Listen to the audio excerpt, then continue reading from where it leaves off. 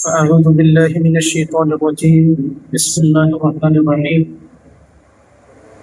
إن عدة الشهور عند الله 12 شهرا في كتاب الله صدق الله العلي العظيم আমরা একটা অত্যন্ত মর্যাদাপূর্ণ সময়ে মর্যাদাপূর্ণ একটা আলোচ্য বিষয়ে অত্যন্ত গুরুত্বপূর্ণ কিছু প্রসঙ্গ নিয়ে কথা বলতে চাই। একটা প্রসঙ্গ হচ্ছে মুহররমের তাৎপর্য। মুহররম হচ্ছে হাদিসে মুহররমকে শাহরুল্লাহ বলা হয়েছে, আল্লাহ তাআলার মাস। দেখেন, যখন জাহেলি জমানা ছিল, নবী আলাইহিস সালাম দুনিয়ায় আসেন নাই, মানুষ আল্লাহ তাআলার সাথে শিরিক করে 360 দেবতার উপাসনা করে। ওই সময়েও আরবরা মুহররম মাসকে নিষিদ্ধ মাস হিসেবে সম্মান করত। এই মাসে যুদ্ধ বিগ্রহ করা যাবে না, এই মাসে পাপাচার থেকে দূরে থাকতে হবে, এই মাসে জুলুম করা যাবে না। এটা হচ্ছে মুহররমুল হারাম। ওই সময়েও আরবের কোনো কবিলা, কোনো গোষ্ঠী মুহররমের মর্যাদা যদি লঙ্ঘন করত, তাহলে জাহেলি সমাজে সে নিন্দিত হতো, মাজমুম হতো, তিরস্কৃত হতো। এবং সে যে মুহররমের বিধান লঙ্ঘন করেছে, পবিত্রতা লঙ্ঘন করেছে, তার নিন্দা হিসেবে প্রতিদ্বন্দ্বী কবিলা আর কবিরা কবিতা রচনা করত তার বিরুদ্ধে। মুহররমের মাহাত্ম্য এত গুরুত্বপূর্ণ। এই মাহাত্ম্যের সাথে একেবারে হযরত আদম আলাইহিস সালাম থেকে শুরু করে, হযরত নূহ আলাইহিস সালাম থেকে শুরু করে, হযরত মুসা আলাইহিস সালাম, হযরত ঈসা আলাইহিস সালাম হয়ে এই মাহাত্ম্যের ধারাবাহিকতা প্রবাহমান। দ্বীনে হানিফ হযরত ইব্রাহিম আলাইহিস সালাম যে দ্বীনের প্রবর্তন করেছিলেন, সেই দ্বীনের মধ্যে মুহররমের এই মাহাত্ম্য স্বীকৃতি ছিল। ফলে মানব জাতির চিরন্তন মর্যাদার একটা সময় হলো মুহররম মাস। এই মুহররম মাসকে মহিমান্বিত করা, এই মুহররম মাসের হুকুক সমূহ, দাবি সমূহ, তাৎপর্য এবং চাহিদা সমূহকে বাস্তবায়িত করা, আল্লাহ তাআলার অবাধ্যতার মধ্য দিয়ে, সুন্নাহের বিপরীতমুখী কার্যক্রমের মধ্য দিয়ে কখনো সম্ভব নয়। কারণ মুহররমের মাহাত্ম্য প্রতিষ্ঠিতই হয়েছে আল্লাহর আনুগত্যের ভেতর দিয়ে। ফলে মুহররমের মাহাত্ম্য প্রতিষ্ঠিত করতে হবে আল্লাহর আরো বেশি অনুগত হবার মধ্য দিয়ে। এবং এটা কেবলমাত্র দ্বীনে মুহাম্মদের মধ্যেই নিয়ম না, এটা সকল কালের সকল দিনের এই নিয়ম স্বীকৃত, চর্চিত, প্রতিষ্ঠিত এবং ধারাবাহিকভাবে অব্যাহত ছিল। একজন বিদগ্ধ আলেম মাওলানা আব্দুল গফফার শাহপুরী মুহররম মাসের করণীয় নিয়ে এখানে আলোচনা করেছেন। আমি আশা করব সেটা আপনাদের হাতে হাতে চলে গেছে, আমরা কি কি আমল করবো ইত্যাদি বিষয়টি। এবং ইতিপূর্বে অন্যান্য আলোচকরা সে আলোচনা করেছেন। আমি মুহররম এবং আশুরার সাথে আমাদের সময়, আমাদের রাষ্ট্র, আমাদের মুসলিম সমাজ, বিশেষ করে আমাদের উলামা সমাজের বাস্তবতা নিয়ে দুটি কথা বলে শেষ করতে চাই। আমরা লক্ষ্য করছি বর্তমান দুনিয়ার মধ্যে অনেকগুলো মুসলিম জনপদ কারবালায় পরিণত হয়েছে। আমরা লেবাননকে কারবালা অবস্থায় দেখছি, আমরা গাজাকে কারবালা অবস্থায় দেখছি। গাজার মধ্যে গণহত্যা এখনো চলমান, লেবাননে গণহত্যা এখনো চলমান।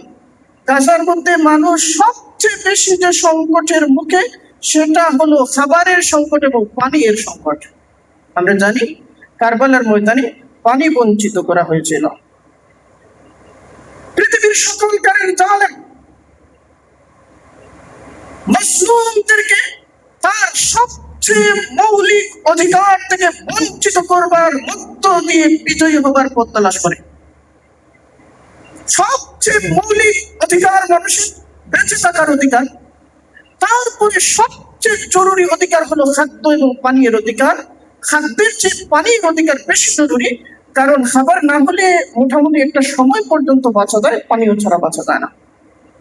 ইসরায়েল কি করেছে? সুপেয় পানি থেকে ফিলিস্তিনকে বঞ্চিত করেছে, সুপেয় পানি থেকে জর্দানকে বঞ্চিত করছে। আমরা একই ঘটনা দেখতে পাচ্ছি বাংলাদেশে। আমাদের সুপেয় পানি থেকে আমাদেরকে কেউ বঞ্চিত করছে। কে বঞ্চিত করছে? কে বঞ্চিত করছে? আমাদেরকে বঞ্চিত করছে।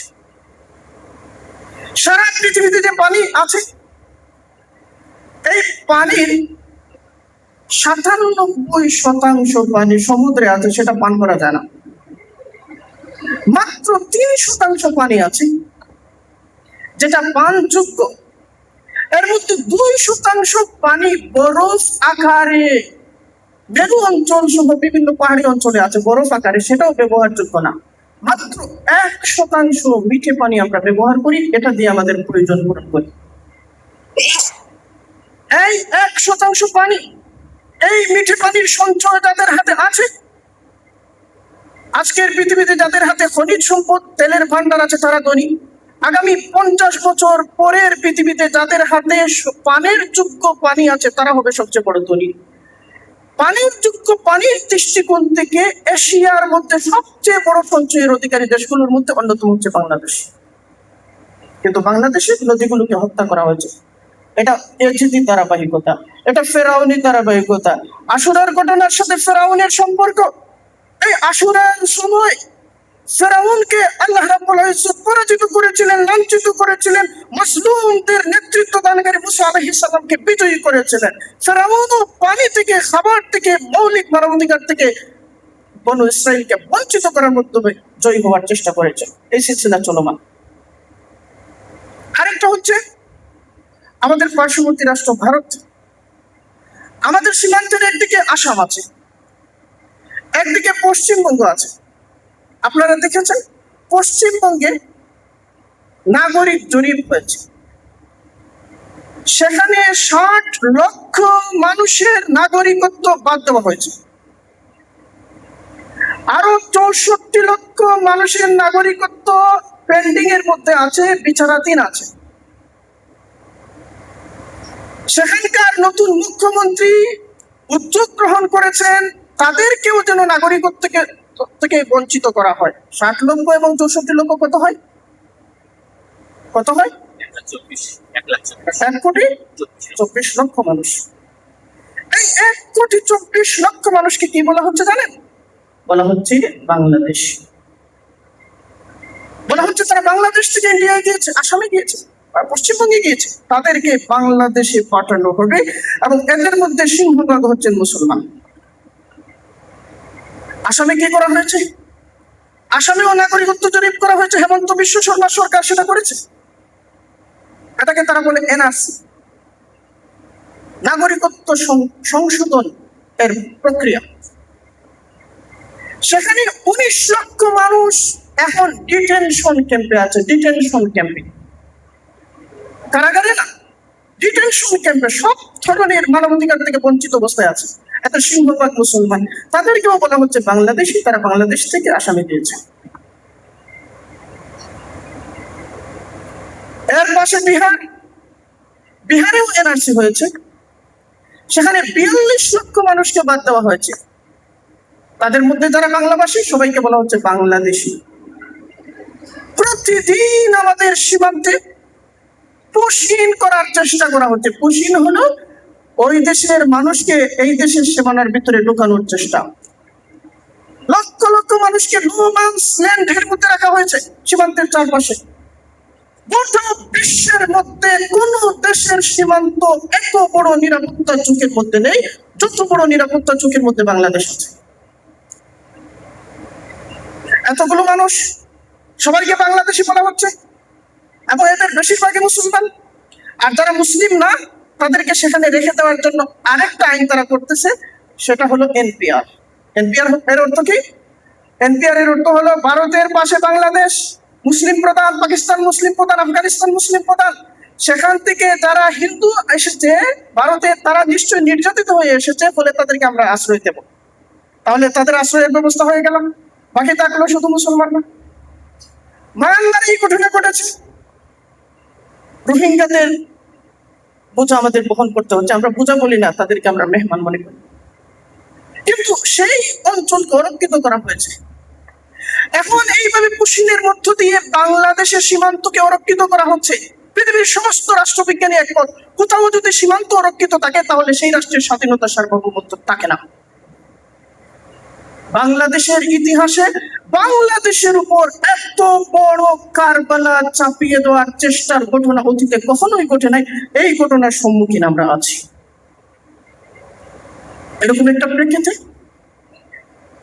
যেখানে আমাদের রাষ্ট্র, আমাদের স্বাধীনতা, আমাদের সার্বভৌমত্ব নিরাপত্তার সম্মুখীন নয়, নিরাপত্তাহীনতার সম্মুখীন, অস্তিত্ব সংকটের সম্মুখীন, একটা যুদ্ধ আমাদের দিকে চোখ রাঙাচ্ছে, সেখানে আমাদেরকে এই মুহররমে, এই আশুরায় সেই হুসাইনি চেতনা ধারণ করে, সেই শাহাদাতের তামান্না ধারণ করে, শুধুমাত্র কোন একটা শ্রেণী হিসাবে নয়, শুধুমাত্র উলামা শ্রেণী হিসাবে নয়, শুধুমাত্র ইসলামপন্থী হিসাবে নয়, বরং বাংলাদেশের জন্মগ্রহণকারী প্রত্যেক নাগরিক, সে নারী হোক কিংবা পুরুষ, সে যুবক হোক কিংবা বৃদ্ধ, প্রত্যেকের কানের মধ্যে, প্রত্যেকের মনের মধ্যে, প্রত্যেকের চেতনার মধ্যে সেই হুসাইনের প্রত্যয় এবং শাহাদাতের তামান্নাকে নতুন ভাবে বদ্ধমূল করা আমাদের দায়িত্ব।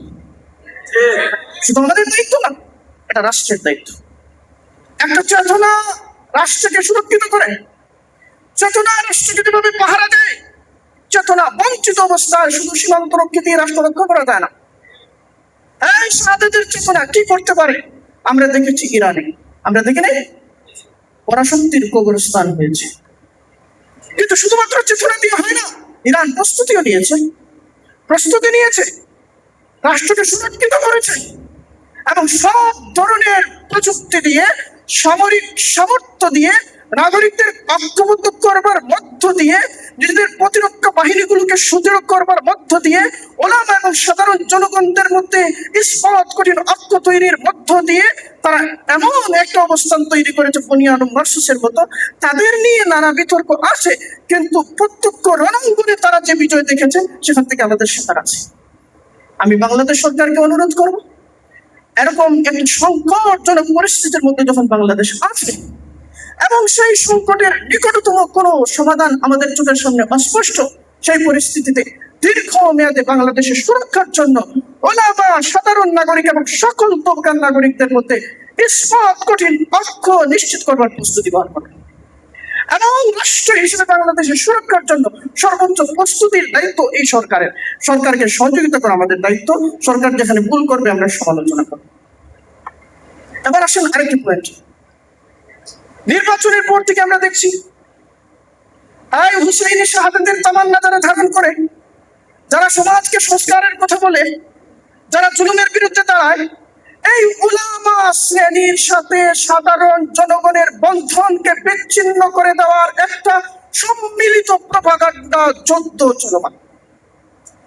কয়েকদিন আগে, আজ থেকে 3 দিন আগে, একটা মিডিয়া আমার সাথে যোগাযোগ করলো, বললো যে এই যে সারা দেশে কওমি মাদ্রাসাগুলোতে বলাৎকারের ঘটনা ঘটছে, এত ঘটছে, আপনি কি বলেন?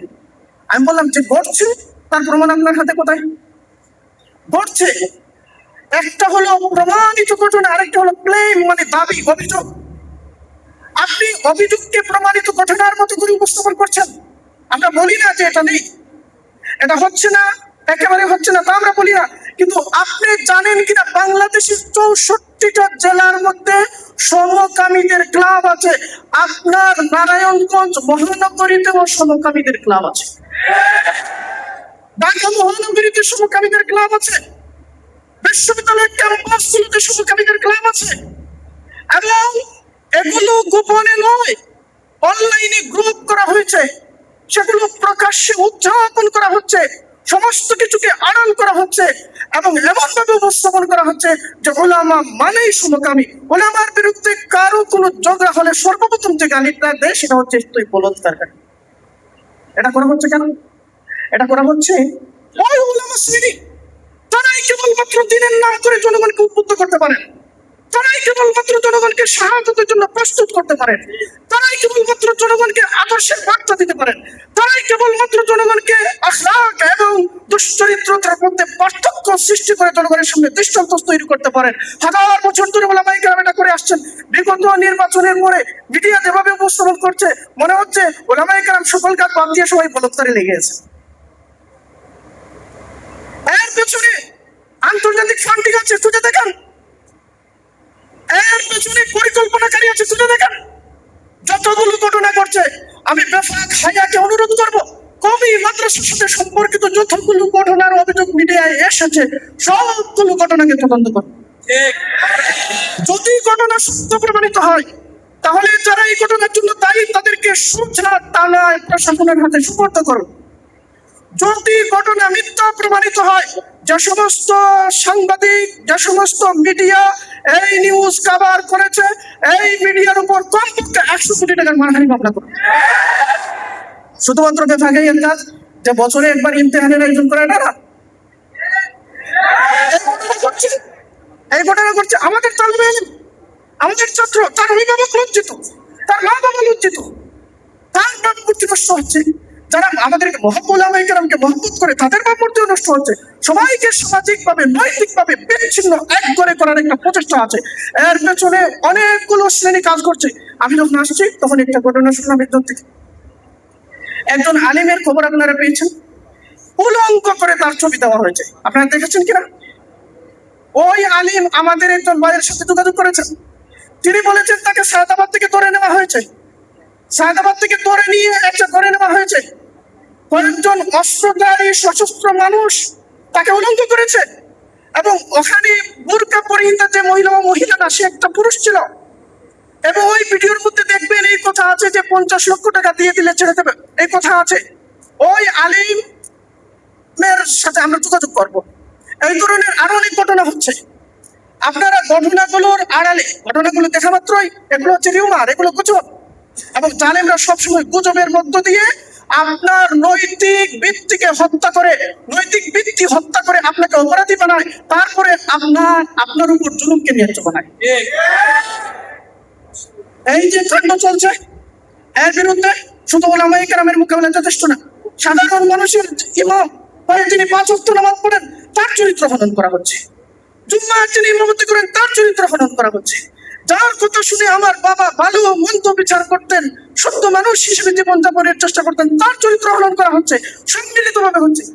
এটা তো দেখেই বোঝা যায় ভাই, 1 বছর আগে এগুলো ছিল না, হঠাৎ করে এগুলো শুরু হয়েছে। আমি মনে করি এই যে কারবালার চেতনা, এই চেতনার অংশ হিসাবে এই আঞ্চলিক এই সমস্ত চ্যালেঞ্জ মোকাবেলা করা, দেশের ভেতরে আভ্যন্তরীণ এই সমস্ত চ্যালেঞ্জ মোকাবেলা করা, এই মোকাবেলার দায়িত্বে সম্মুখ সারিতে ওলামায়ে কেরামকে থাকতে হবে। সেজন্য কি আমরা প্রস্তুত আছি ইনশাআল্লাহ? প্রস্তুত আছি ইনশাআল্লাহ? আল্লাহ তাআলা আমাদেরকে তৌফিক দান করুন।